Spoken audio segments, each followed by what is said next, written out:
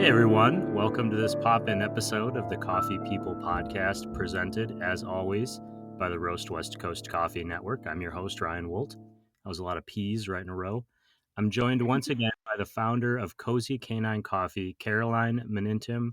Cozy Canine is one of our newer collaborators on this podcast, and I wanted to check in because Cozy Canine Coffee recently celebrated a major milestone, 2 years in business.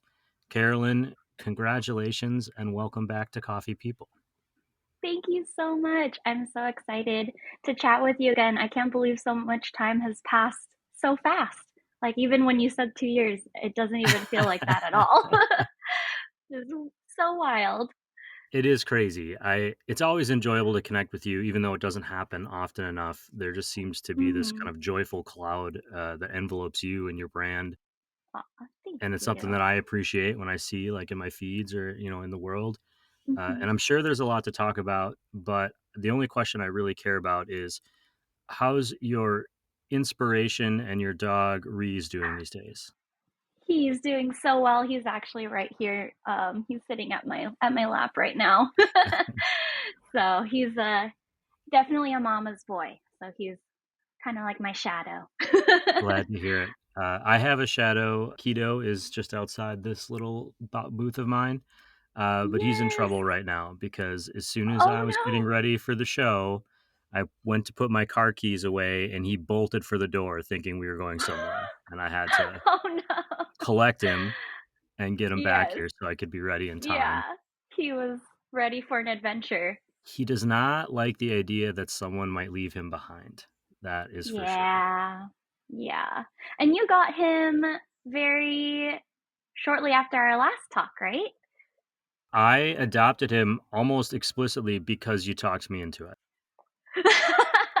Whenever I'm mad at him, I'm also mad at you. I'll like start to feel it inside. I'm like, I think he's in Yeah, trouble. but it's very rare, only every day. So Oh, 2 years is a big deal, for any small yeah. business.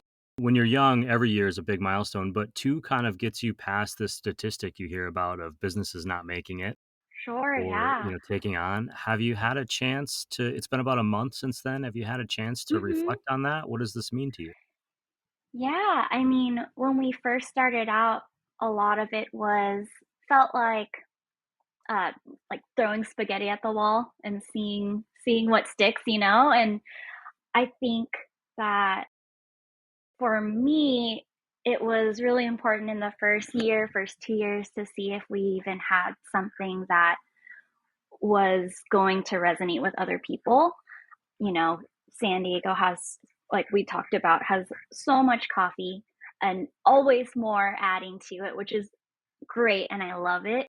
And for me, it was like, okay, well, is there going to be people who are interested in my coffee? And this past year and 2 years, I felt like was a lot of exploration and a lot of, just kind of seeing who's out there, introducing ourselves to people, and kind of keeping, always keeping that door open of you never know who you're going to meet and you never know like who's going to find you and who is going to really resonate with what you're into. And so I feel like this 2 year mark was really special because I feel now really happy that we found a lot of our people. Obviously, it's still really new, and there's still hopefully many, many years to come with it. But I feel like 2 years was just a good way to see, like, oh my goodness, there are people out there who are excited about the same things we're excited about. Oh, there's Rhys. He's right behind me, jumping out. Yeah, you found your people. That's exciting, and I'm wondering if you take a step back from even like the broader connection of coffee connecting you to the community, Mhm. thinking about yourself, and has your approach to roasting coffee and producing this thing that you want to share changed or grown in any way? Yeah, I actually do feel like it has changed. When I first started, I was still trying to figure out who my customers were going to be because I hadn't met them yet. So 2 years in, I have a little bit of a better feel for what Cozy Canine Coffee customers and friends are into, and I feel like I'm really excited that for a lot of them, I feel like an introduction into specialty coffee. And so, because of that, I have really shifted my approach of course I want to have like really cool single origins and really bright and fruit forward coffees because I love to drink those, but I realize that that can be really overwhelming sometimes to a newer someone who's newer into coffee, and I forget about that because I've been in coffee for now for 8-ish years, and so you forget that you need to be kind of like guided in, welcomed in. It doesn't have to be something that's like so punchy right off the gate. And I think that that's been really helpful for me and getting to know my customers' likes and dislikes and kind of guiding them into that. Like, I think one of the coffees that I sent you is a 50-50 washed Ethiopia and washed Colombia. And that's definitely like for me an introduction into like East African coffee, something with a little more fruit flavor going on. So that way it's not over the top in your face, but also like, oh, it has a little bit of, there's like a little something on that finish that's different than what I'm used to. Does that kind of make sense? Yeah, absolutely. I think it's such a relationship between your personal passions and preferences, the customers that you're relating to, and what they want out of it, and then Mm-hmm. the fact that it's a business. You're also trying to produce something that people like and that you're also proud of. So it's this weird, like, Yeah. three-legged dynamic. You're always trying to make everyone, including yourself, happy. Totally. Uh, Yeah. I was reading your blog and saw that you have donated almost $6,000. I'm guessing it was like Yeah. 5,700, but I think it's growing every month, Mm-hmm. Yes. to some of the local animal groups, Passion for Pities, Animal Pad, Humane Society of San Diego, Helen Woodward Animal Center, and that was something we talked about, a year and a half ago, Yeah. and has always been part of your brand. Speaking of a business, some might argue that giving away a bunch of money like right away in the first 2 years of your business isn't fiscally responsible. So I'm wondering, Yeah, sure. how has the donation program kind of provided value back to you and made it Yeah. something that you're continuing to be passionate about? Because, and I'm kind of running this question on, but I've certainly seen plenty of organizations and groups that make charitable donations part of their brand, but it sort of fades away. Mm-hmm. And that is definitely not the Right. case with you. You're constantly volunteering and doing these things. Oh, thank you for sharing that. Yeah, it's been um, you know, it was really important to me right off the gate. And so even though at the beginning it felt like you were saying maybe not financially responsible, and even in the beginning I was like, I don't know if we're ever going to make money. Can this be a sustainable program for what we do? But I realized like because it was so important for us in the beginning, it actually has helped get through kind of like dips in motivation or any uh, kind of time frame where it's just like you feel kind of not as motivated to go forward, and maybe sometimes things get really hard, but then it does help for me like, okay, it maybe wasn't the best month, but $20 in donations to each of our partners is not bad. Like, that's still a really good thing. And I kind of, for me, try to, I not itemize it, but like $20, what can that, what can that turn into on their Hmm. end?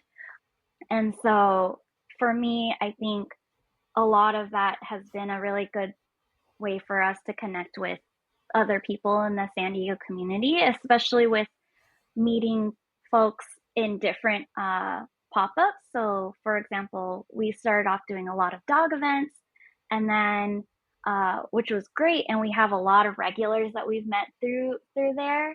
And then this year we kind of tested out doing events outside of necessarily like dog centric events and seeing, are there other people that aren't immediately bringing their dog out, because some people have dogs that can't go out to a restaurant or brewery, right?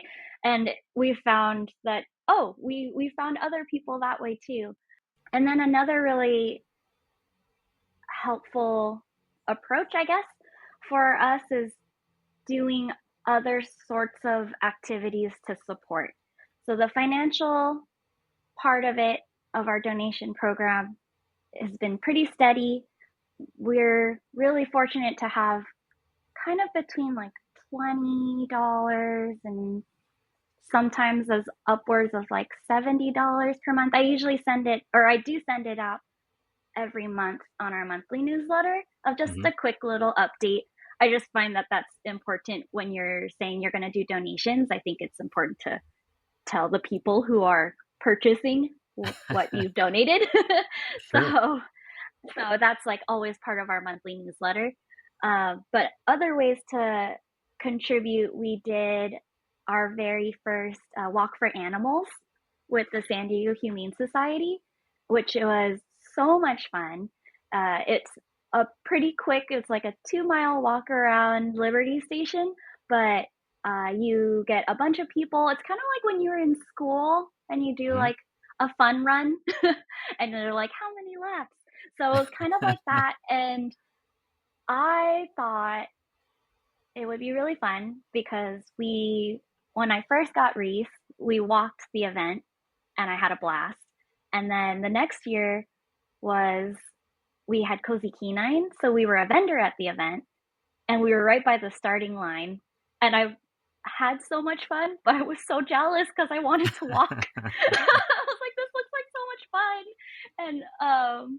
And so this year I was like, well, what if we walk and then we get together like and invite people to walk with us?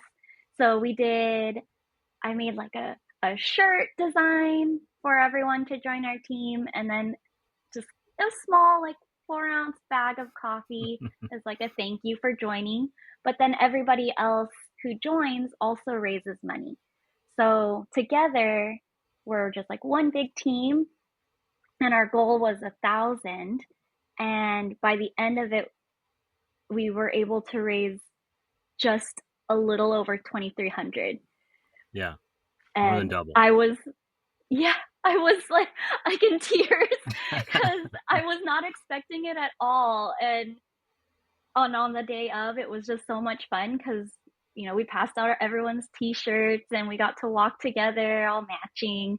And those who had dogs that they were able to bring also came, and it was just really cool to see um, physically like coming all together and doing something that was really on brand for us but also meant so much for our customers, and getting to do that together was so much fun.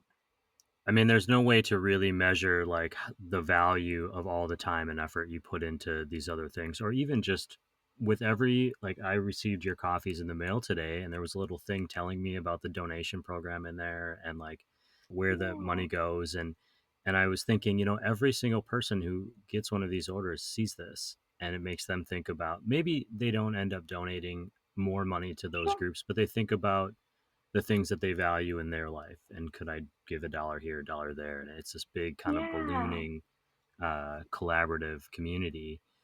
You also do other things to uplift other people. I recently saw an entire series of Instagram reels videos you did where Oh you were yeah. introducing Marissa, who runs Pet You a Mhm. Latte, kind of an advocate for local animal programs.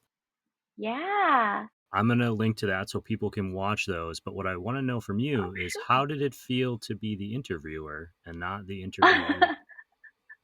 Interviewing is way more fun. I was like, oh, I feel like I can breathe. It was such a blast. It was really fun to get to know her. We had connected just through Instagram. I saw she was involved with doing some pack walks and then had a lot of resources specifically for dogs with reactivity and training. And so we had gotten we just started messaging each other and then trying to brainstorm ways for us to, kind of support each other. So, because I mean, that's the part that gets me really excited is getting to meet other people who love coffee, other people who love dogs, and, seeing how, like, it can only be good. Like, if you're collaborating and sharing ideas, I feel like only good can come from it. So, it was really fun. And then being able to share, she's still like also growing her platform, but she's doing so much cool stuff in San Diego. Like she does a reading at, I think I forget which coffee shop it is, but she does a monthly reading where she brings her senior pity.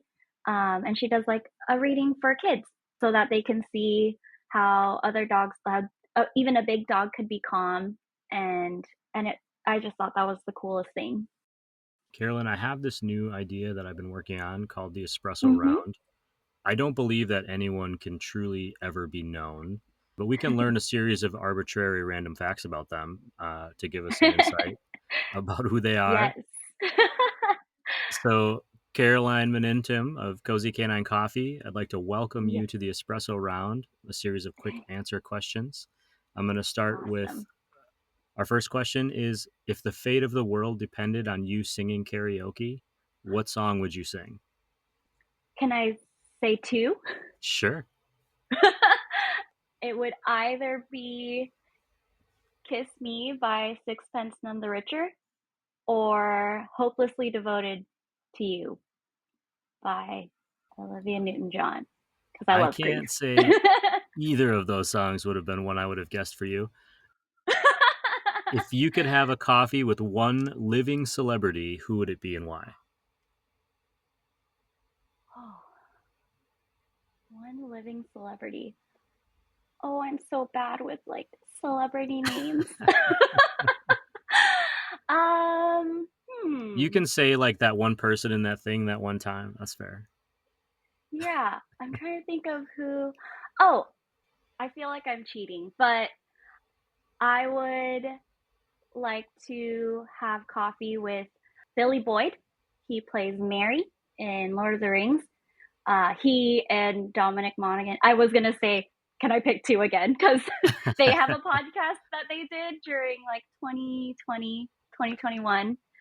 And they just seem like so much fun.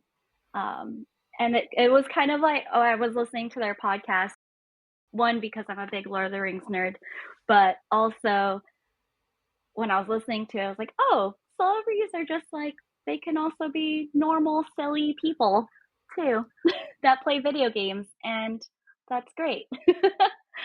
They have talents that are presented to the world on a bigger scale, but it doesn't make them different. They're not non-humans. They're just people. Yeah. Speaking of Yeah. which, next question is, what non-coffee related talent do you have that you're most proud of? Hmm. That's really hard. My handwriting? Can I share the sample from the note you sent me? Sure. I'll share Yeah. that in the newsletter. That'll be Okay. perfect. Yeah. Okay, we're coming into the backslide of our questions. Aliens, do they Okay. exist or not? I think so. Okay. Yeah, I think so. Your best coffee memory. Oh, that's so hard. When I was learning how to cup, there was a time like maybe a year or so in, and we had all cupped the same coffee. My mentors and I all cupped the same coffee separately, completely different. We were like some were in the office, some were working from home, and that kind of situation. And we came back with our notes, and they were completely synced. And it felt like we had just won some sort of championship or something. We were just so stoked. Everyone was like, "Yeah, we got it. We're synced." And when I say it out loud, it sounds like such a coffee nerdy thing to be really excited about, but it was so great in the moment. Okay, our last question in the espresso round. What advice would you give the Caroline of 2 years ago who was just starting Cozy Canine Coffee if you could go back in time? Hmm. I would say I would say that it's all worth it to keep going forward because it all works out and it is all worth it. Carolyn, thank you for playing the espresso round. Congratulations on surviving our very first attempt at it. Whew, And thank you. also, you're welcome. And for surviving 2 years. 2 years doing anything is a challenge. And I'm just so happy that you're someone who's made it this far and seemingly on Thank this you. upward trajectory. I'm excited to see what happens in the next 2 or 20 or 100. And hopefully I'm around for all of it. Yeah. Oh, thank you so much. Thank you for having me again. This was so much fun, especially that espresso round. I feel like I just had espresso now. I'm like all jittery from it.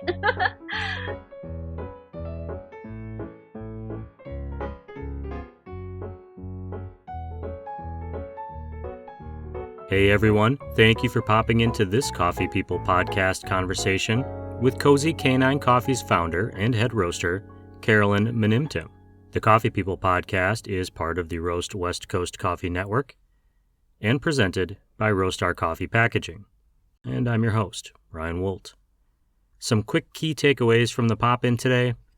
Carolyn brings the joy back into coffee with Cozy Canine Coffee. And over the past 2 years, she's been finding balance between her passion for coffee, the desires and needs of her customers, and supporting animal and pet-based charities with her time, money, and enthusiasm. Her dog Rhys and my dog Keto, and I presume your pups, also bring joy into our lives. If you have a dog and coffee selfie, please post it and tag us at Roast West Coast and Carolyn at Cozy Canine Coffee. Then we can share a happy moment with you. Finally, when you're a young business, every milestone is big. But 2 years is the one that gets you past the most commonly chatted about failure rates of small businesses. It means you've survived a few hiccups most likely and been able to pivot. Congratulations to Carolyn and the Cozy Canine Coffee community for succeeding in reaching this milestone. I'm excited to see how they grow as they move forward to the next one. You can purchase Cozy Canine Coffee online at cozycaninecoffee.com or in real life at some pop-up events or even a few cafe and retailers around San Diego. You'll find that list in our newsletter or on the Cozy Canine website. As always, I'll share the links in the podcast show notes, or you can skip right ahead by going to roastwestcoast.com where you'll find our weekly newsletter. Thank you for popping in with me today, and if you're doing so on Apple or Spotify, please tap the follow button and give us all those stars, at least if you feel we've earned them. Or if you are an analog person like me, please tell a friend about the show. It really helps. Shout out to Roastar Coffee Packaging, found online at roastar.com. They're this podcast presenting sponsor, and they'll help you tell the big story of your small business. We're also supported by great coffee industry partners. They include Zumbar Coffee and Tea, Maria Coffee, Cape Horn Green Coffee Importers, Crossings Coffee, Hasea Coffee Source, Ignite Coffee Company, Ascend Coffee Roasters, Civets Roasting Machines, Me and My Uncle Coffee, Craft 42 Coffee Roasters, Relative Coffee, and of course, Cozy Canine Coffee. Season 12, it's on the horizon, but in the meantime, stay tuned for a few more pop-ins and recaps. There's a lot going on and more inspiration and motivation and great coffee on the way. Thank you for listening, for sharing, asking questions, and being coffee curious. This show, the Coffee People Podcast, is part of the Roast West Coast Coffee Network. This episode has been written, produced, researched, and recorded by me, Ryan Woldt. Wherever you find yourself today, I hope it's with a fine cup of coffee. Thank you for listening to us share the stories of coffee people.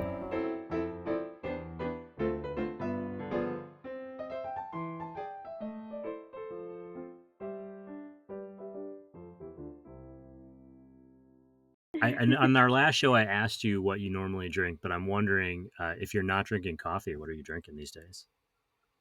Ooh. Well, right now I have some homemade strawberry lemonade. Oh, that looks I fantastic. didn't make it. I should say my husband made it for me I thought as you were a gonna lift up a bottle of open champagne or something. I mean, if it's that kind of evening, that's a nice gin and tonic. Okay. I am excited about these coffees you sent. Oh my gosh, Thank you yes, so I'm much. real excited. No problem.